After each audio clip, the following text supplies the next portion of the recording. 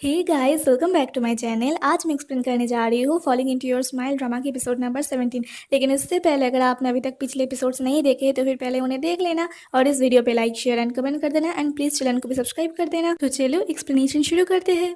Episode की शुरुआत में हम देख पाते हैं कि याओ याओ जीनियांग को कॉल करके बताती है कि आज उसने चेंग के साथ सोलो गेम खेला है जहाँ पर चेंग ने तो उसे जीतने भी दिया। तो जीनियांग कहती है कि मैं पूरा श्योर हूँ कि वो भी तुम्हें लाइक करता है, नहीं तो वो इस तरीके से तुम्हें जीतने कैसे दे सकता था। अब तुम्हें भी उसे जल्दी ही कह देना चाहिए कि तुम उसे पसंद करती हो। याओ याओ कहती है कि ऐसे ही कैसे बोल सकती हो, अगर उसने मुझे मना कर दिया तो फिर ये तो बहुत ही ज्यादा एम्बैरेसिंग होगा। तो जीनियांग कहती है कि अच्छा ठीक है। फिर फोन रखने के बाद याओ याओ इसी बारे में सोचकर नीचे आती है और आकर देखती है कि चेंग वहीं पर सो रहा है। तो याओ याओ चेंग के पास जाकर कहती है कि तुम अभी भी यहीं पर हो, अपनी ब्लाइंड डेट वाली लड़की से मिलने नहीं गए।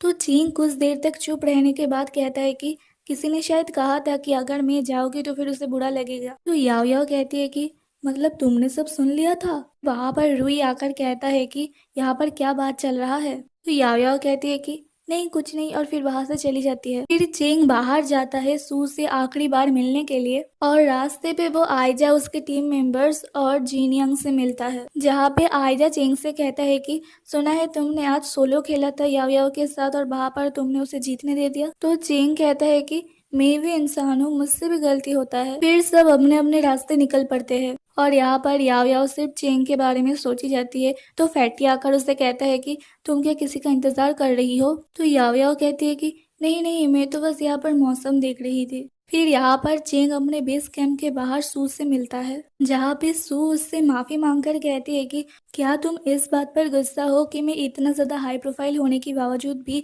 एक ऑडियंस बनकर तुम्हें तुम्हारी मैच पर देखने गई थी और जिसकी वजह से इतना ज्यादा रूमर्स फैल गया। आई एम सॉरी, पर मैं ऐसा सच में नहीं करना चाहती थी। तो चेंग भी उसे सॉरी कहता है। तो सू कहती है कि तुम माफी क्यों मांग रहे हो, गलती तो तुम्हारी भी नहीं है, गलती तो तुम्हारे फैंस के है, पर क्या हम इसके बारे में नहीं सोच सकते हैं। तो चेंग कहता है कि बिल्कुल भी नहीं, क्योंकि अब मैं उसे प्रोटेक्ट करना चाहता हूँ। तो सू कहती है कि क्या तुम्हें इसीलिए कह रहे हो जाकि तुम्हारे फैंस को बुरा ना लगे, वैसे तुम्हें किस टाइप की लड़की पसंद है। तो चेंग कहता है कि ऐसा नहीं है, मैं खुद से ही उसे प्रोटेक्ट करना चाहता हूँ और मुझे वही लड़की पसंद है जो मुझसे भी ज्यादा अच्छी गेम खेलती होगी। फिर सू कहती है कि ऐसा कोई होगा भी क्या।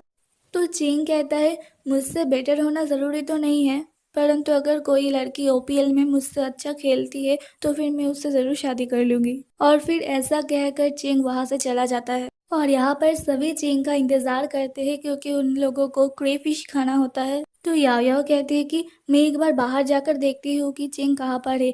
फिर वो दौड़कर चेंग को बाहर ढूंढने जाती है और तभी चेंग भी आ जाता है। तो चेंग कहता है कि क्या हुआ, फिर से भूत देख लिया क्या।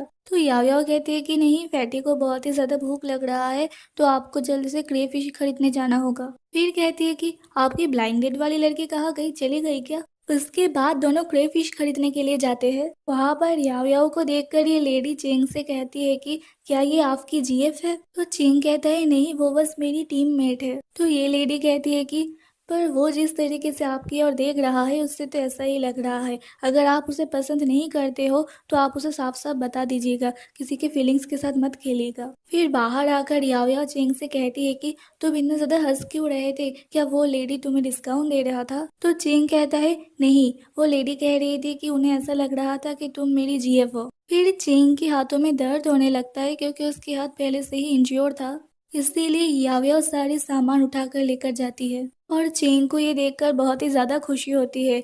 वो याओ याओ से कहता है कि पहली बार किसी छोटी लड़की को मेरे लिए फिक्र हुआ है। तो याओ याओ कहते हैं कि हाँ ठीक है, पर मैं छोटी लड़की नहीं। फिर वो दोनों घर जाते हैं, जहाँ पर याओ याओ चेंग को अपने हाथों की ध्यान रखने के लिए कहती है और फिर दोनों के बीच ऐसे ही कुछ बातें होती है। फिर कुछ देर बाद दोनों घर पहुंच जाते हैं, जहाँ पर सभी लोग क्रेफिश खाते हैं और फैटी वहाँ पर लाइव स्ट्रीमिंग करता है, जहाँ पर चेंग कुछ भी नहीं खाता है, इसलिए याओ याओ खुद ही से उसको खिलाता है।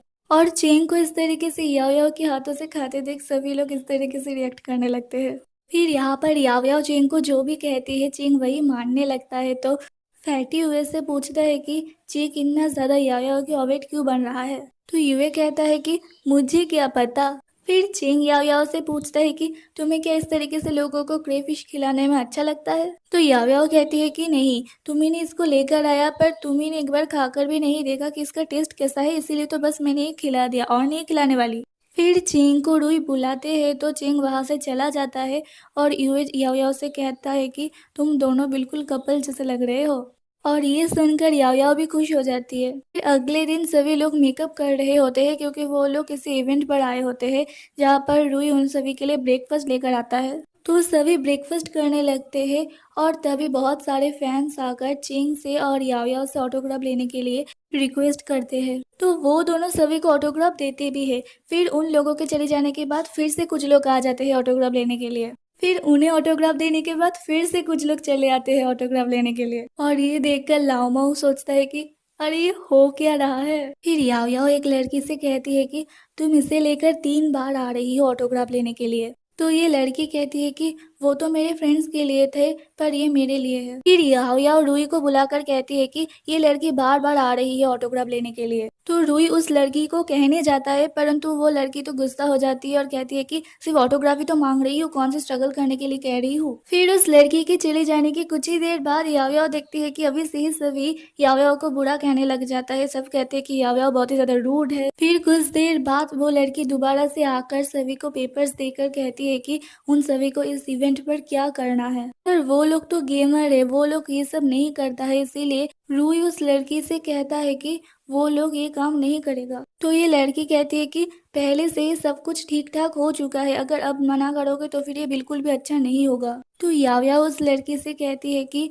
इन सभी के हाथों में पहले से ही इंजरी है गेम खेलने की वजह से, अगर वो लोग ये सब करेंगे तो फिर उन लोगों के हाथों में और भी ज्यादा दर्द हो जाएगा। फिर ये लड़की कहती है कि तुम तब से मेरे पीछे क्यों पड़े हुए हो, तब से मेरे लिए ट्रबल क्रिएट करे जा रहे हो।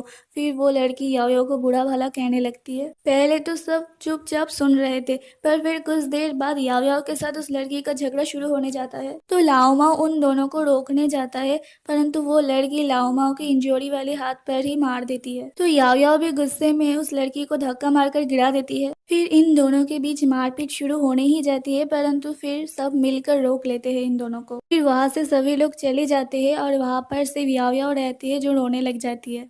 फिर दिखाते हैं कि सभी लोग वैसे ही करने लगते हैं जैसे उन लोगों को करने के लिए कहा गया था। फिर दिखाते हैं कि ये लड़की लाइव स्ट्रीमिंग करके याओ याओ को बुरा भला कहने लगती है और उससे खुद सिंपैथी लेने लगती है। फिर सभी लोग भी याओ याओ के बारे में गलत बोलने लगते हैं कि जरूर वो लड़की ट्रांसजेंडर होगा, वो नॉर्मल लड़की तो हो ही नहीं सकता। और फिर ये सारी बातें हर तरफ फैल जाता है जिसके कारण इस प्रॉब्लम के सोल्यूशन के लिए रूई याओ याओ को लेकर आता है जहाँ पर इस लेडी को दिखाया जाता है जिसका नाम होता है मिसेस वांग और यही असल में लू सी चिंग और लू यूए की मॉम है। और ये बात जानकर याओ याओ हैरान हो जाती है। फिर रूई उनसे कहता है कि अब इस प्रॉब्लम को सोल्यूशन हम कैसे करें। और यहाँ पर मिसेस वांग की बिहेवियर देखकर याओ याओ सोचती है कि अच्छी बात है कि मेरी मॉम ऐसी नहीं है। और तभी चिंग आकर अपनी मॉम से कहता है कि आपको कुछ कहने की ज़रूरत नहीं है, हम लोग पब्लिक में माफ़ी मांग लेंगे क्योंकि फाइट सबसे पहले याओ याओ ने ही शुरू की थी। इससे याओ याओ को बुरा लगता है और मिसेस वांग कहती है कि हाँ वो तो ठीक है, तुम लोग माफ़ी मांग लोगे पर उसके बाद क्या, माफ़ी मांगने के बाद एक रीज़न भी तो देना होगा ना फाइट की। तो रूही कहती है कि हाँ तो उसके लिए हम क्या करें। तो आंटी कहती है कि याओ याओ को मैच में सस्पेंड कर दो। और ये सुनकर याओ याओ बहुत ही ज्यादा परेशान हो जाती है पर चिंग कहता है हाँ ठीक है, एक मैच के लिए हम लोग सस्पेंड कर देंगे उसे। फिर रूही और याओ याओ वहां से चले जाते हैं। फिर चिंग अपने मॉम के साथ बातें करने लगते हैं जहाँ पर आंटी का बिहेवियर थोड़ा सा बदल जाता है।